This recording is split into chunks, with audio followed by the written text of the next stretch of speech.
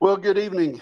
Well, it's kind of a somber event for us to be able to talk about this disaster that's going to be costing Oklahomans millions of dollars that took place up in Tulsa County. So we want to first and foremost send a lot of our thoughts and prayers, but it seems like our state leadership is failing, and the only thing that they have to offer is thoughts and prayers. And we're going to go just a little bit beyond that, and we're going to ask for people to really pay attention and be able to use their resources and use their resources effectively to help their fellow Oklahomans. So, with that in mind, I'm going to turn this over to Naomi. Naomi and I have not had an opportunity to talk, but I want to let Naomi have an opportunity to explain what has taken place in Tulsa and what she has discovered so far that we can put in place to help our fellow Oklahomans. So, Naomi, our hearts are really sad with what's going on, particularly with the deaths. But if you don't mind, go ahead and tell us what you know. Definitely. So thanks for doing this. And I think Calais is going to get on here soon. Thank you to her for reaching out. So the other night, around 1 a.m., we had a pretty bad storm. At first, it didn't seem like it was going to be that big of a deal, but they started sounding the sirens, but it wasn't a tornado. It was straight line winds. And in some areas, the wind gusts were up to 125 miles per hour that I saw on radar that people shared. But pretty significant winds happening. I think they said it was kind of like a hurricane, the level that we had. And Tulsa has basically taken the brunt of it, especially our Midtown area. People have been without power since late Saturday night, early Sunday morning, and we did have our first death today. The problem that we're seeing is that people don't have money to replace food, and if they do, they can't purchase it because the people who have a lot of money have already gone out and done that. And people have been stuck in their neighborhoods, or the people who had a moderate amount of money and weren't stuck in their neighborhoods. There are places like where I am in South Tulsa that has not been affected. And one of my best skill sets is honestly connecting people with other people. So I created a Google Doc to keep people up to date with where they can find news information for their area. I've shared it a lot in Twitter. Maybe I can get it put up in the Jumbotron here. But it has a table of contents now. We have a power restoration timeline. We have places where people can get help. Things like, obviously, emergency call 911, non-emergency lines we have listed. We have a form that people can fill out if they were receiving SNAP benefits and their food was just, except co-host. Sorry, I've never done that before. So if people had SNAP benefits and they had purchased their groceries recently, and now they're spoiled, they can fill out the form that I have linked in there. We have cooling stations listed. There aren't very many of them. The ones that we do have are only open from 8 to 8. Can you still hear me? Yeah, we're doing great on my side. And Naomi, yes, I made you a co-host so that hopefully you'll have access to the Nest to be able to put stuff up into the Nest, or what you call Jumbotron. So, yeah, I see your doc is coming across now, and so please continue. Yeah. So, really, the problem is that we have mid to upper 90s predicted for the next several days. This morning we had a 72% humidity, and what that means is that people are just unable to cool off. Even if they're trying to stay hydrated, it's just very difficult for people to cool off because it can't evaporate because there's too much humidity in the air. So we have some like health and safety tips included in there, how to recognize heat stroke, heat exhaustion. I'm trying to include lists of places that are open, like businesses. Woodland Hills Mall is open currently. Their food court is open. You can go inside, sit down, cool off. You can get some food if you have the resources to do that. There are a couple of other locations, churches, nonprofits. There is one overnight location that is open. And really, we are just encouraging people to check in on your neighbors. The death that occurred was because somebody needed a respirator or some other breathing device.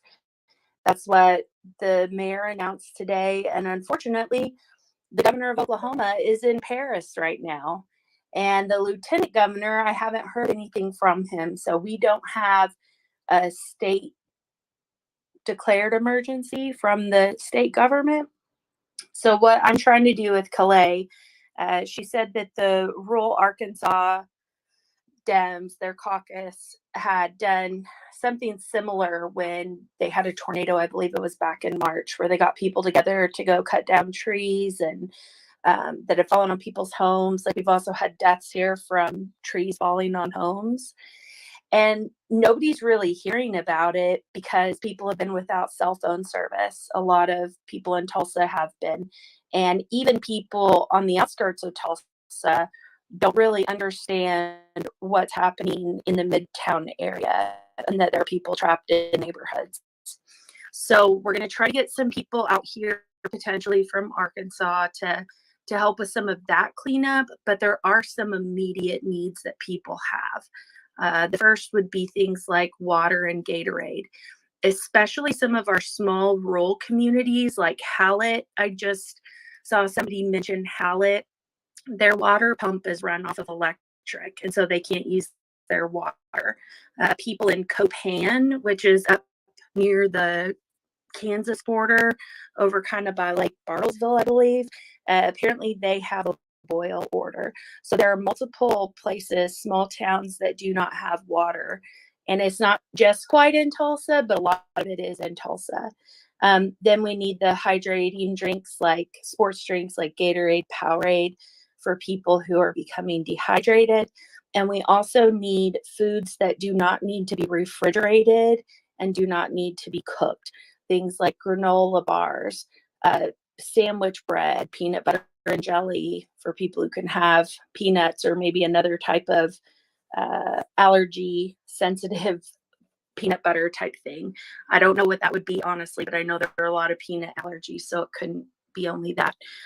Potentially some fruits and vegetables that can be left out, like oranges or apples or bananas, that people could eat and get some decent calories from, or some decent nutrients, things like beef jerky. We don't want people to just be eating fruit snacks and goldfish, though I'm sure they will if that's what it takes. We want to try to make sure that we're accommodating people's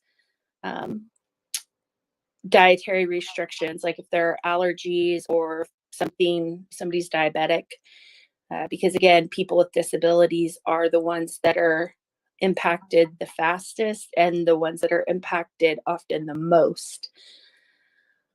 I'm partnering with, sorry, it's been a long day. I'm partnering with, or teaming up with, Tulsa County Democrats. We are going to try to make that a staging location to accept goods. Part of the issue is that a lot of the stores are out of things in Tulsa, so we need to get things to Tulsa. There's also no gas in Tulsa. Almost every gas station is out of gas right now. They're trying to work on that.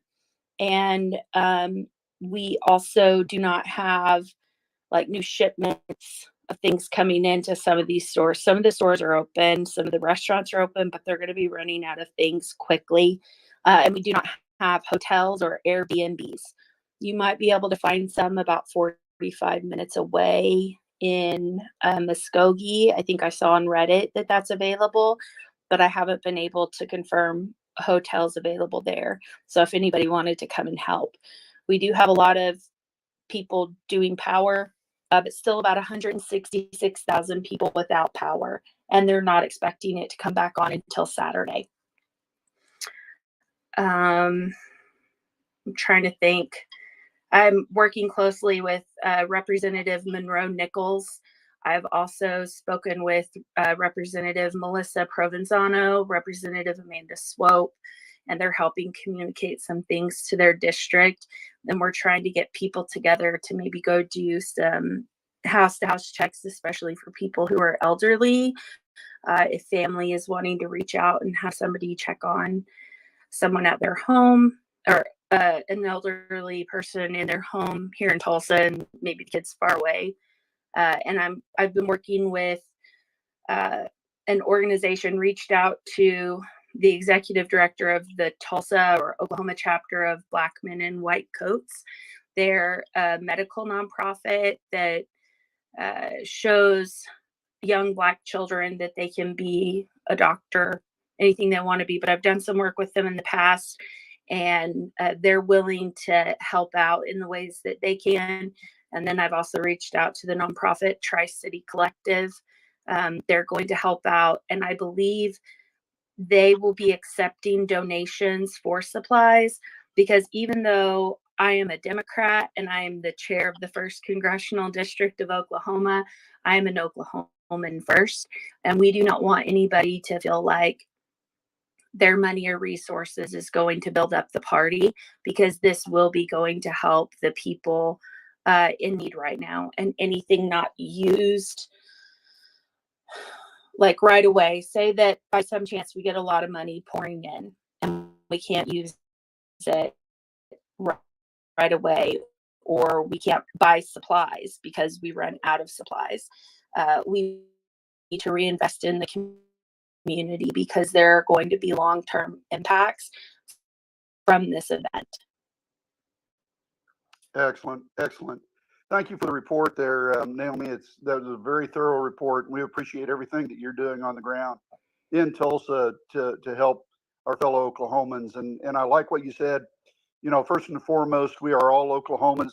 This storm did not discriminate among a party, so it is something that we have to go out and help everybody. So I wanted to just allow somebody to come on here and speak just briefly. You were referring to the Rural Caucus of Arkansas. Steve was involved in the cleanup efforts over there, and I wanted to give Steve just a couple of minutes to just give a brief description of how they organized and how they were able to help in Arkansas. Maybe we can use that as a tool on our side to be able to start facilitating help and moving some help toward the Tulsa area. So, Steve, if you're on, do you want to just give us just a brief? Keep it very short if you could, because we're going to try to move on to some other people here very quickly. Absolutely. Thanks. And our prayers are here, and we're here for you. I just want to hit on a couple of things that you want to put out in addition to the